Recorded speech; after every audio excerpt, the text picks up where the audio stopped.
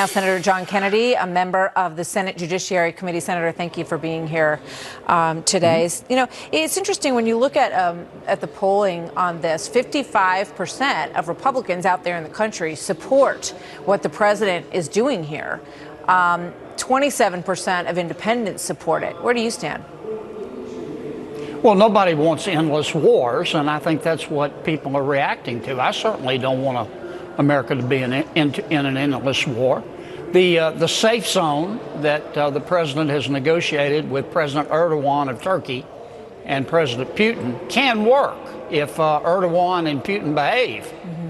Now, here's my concern. Number one, I assume that this means that both Erdogan and Putin are going to be responsible for ISIS and the ISIS prisoners in the territory that we're ceding to them. Number two, I worry about the Kurds.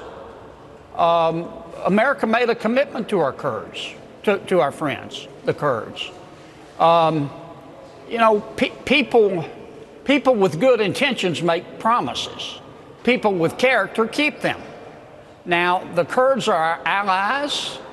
America's always had a foreign policy with a serious moral component.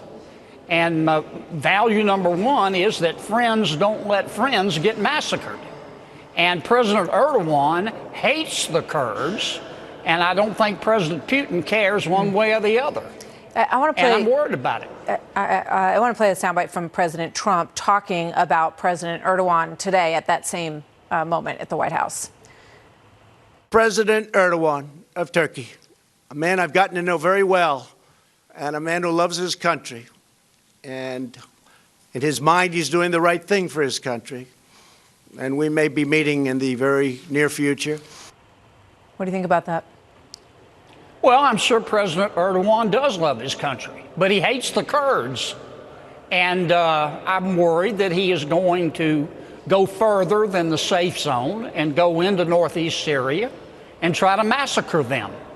And if he does that, we've got to stand with our allies, the Kurds. And I'm well aware that Turkey is a member of NATO. But the Kurds, we would not have defeated ISIS without the Kurds. And besides that, we made a commitment. If we don't keep our commitment to the Kurds, it would be morally wrong.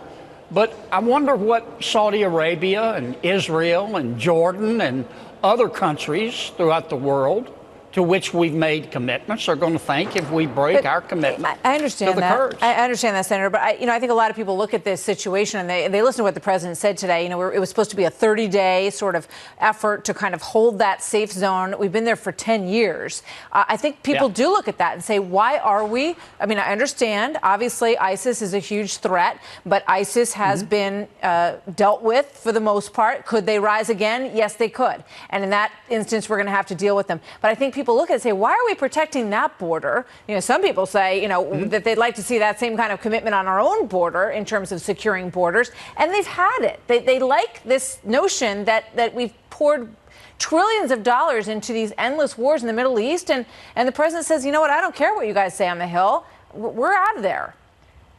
Well, I think part of the problem, Martha, is that people are confused about our policy in the Middle East. And I wish the president would give a primetime speech and lay it out. Here's what I think our policy is. We don't want any country in the Middle East, with the exception of Israel, which is our ally, to get a nuclear weapon.